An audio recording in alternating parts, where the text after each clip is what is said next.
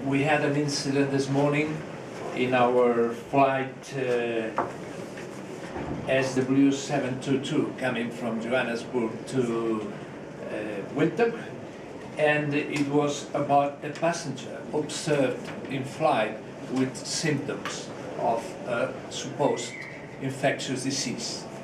We followed procedures. We have a very clear framework for information when some situation like this occur, according to IATA, ICAO, and World Health Organization agreed protocols. And when a passenger appearing obviously unwell with persistent coughing, impaired breathing, persistent diarrhea, persistent vomiting, skin rash, bruising, some conditions, medical conditions, our cabin crew and our flight pilots are well informed about this information framework. They are not doctors, of course. They are not professionals. So what they cannot even sometimes measure body temperature of a patient. So based on the visual observation and considering the outbreak of Ebola and the concern, public concern, cabin crew and pilot discussed the issue. And during the descent of the flight, they decided to inform the air traffic control in order that the airport and the sanitary health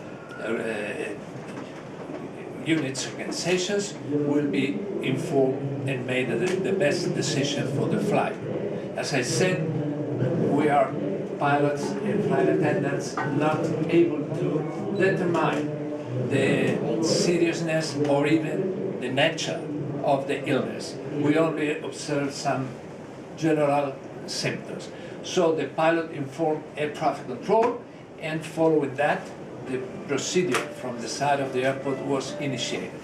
I have to really congratulate the crew for following the procedures, and also since I'm new and the airlines very recently arrived to incorporate in my management position, I also to say that Air Namibia is very well informed and equipped with all these procedures in place. We had to allow the emergency management plan to be activated, and by that in mind, we had to ensure that upon landing of flight SW722, which was expected to arrive and which actually arrived at 7:32 local time, was basically placed under quarantine. We had to allow it to be isolated to avoid any contacts with any other aircraft. And as most of you heard the news, you basically wanted to have access to come and view what is happening.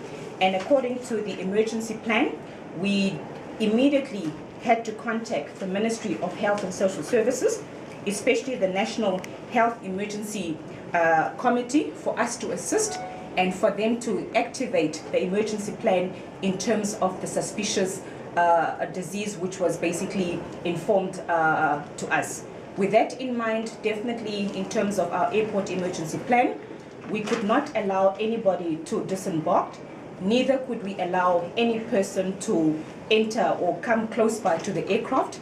Hence our sincere request to you was that we were not in a position to grant you access to the airside by then, up until such time that we received confirmed report from our health officials to ensure that our safety is taken and at heart, especially of our passengers and also the airport operators. With that in mind, we then obviously allowed the Ministry of Health to take all the due precautions to ensure that all medical procedures are followed. On arrival, we conduct a rapid epidemiological assessment subjected to first to the patient. There's a suspected case. In terms of where the patient comes from, we learned that the patient had stayed for the last 21 days in Zanzibar, Tanzania. And then in the last 3 days he moved, when he started moving back to Namibia, he came to to Ethiopia, Addis Ababa, and then Johannesburg, and then he ended up being here. We subjected the person to the questions, as we said, and none of the questions were. Basically, I will just quickly go through this. We will look at the nationality, the sex, the age, all right? And apart from that, we will say, ask the questions, are you tired? Because they usually have myalgia, malaise, they don't feel well. They will maybe have conjunctivitis, the eyes infected, sudden onset of fever. This chap didn't have any of these symptoms, no nausea, no vomiting, no sore throat, headache. Those are usually the initial symptoms when you start getting sick. The latest symptoms of diarrhea and nausea and vomiting is when you are already critically ill. Then they have headache, abdominal pains, myalgia, diarrhea, arthralgia, this joint pains, hiccups, temperature. So we ran through those questions quickly, and then we asked him pertinently, who were you in contact with for the last 21 days? Nobody. Right, just to make sure. He had a rash. He is allergic to fish, and he had food, but he didn't know that there was fish in the food. We ate it, we don't know.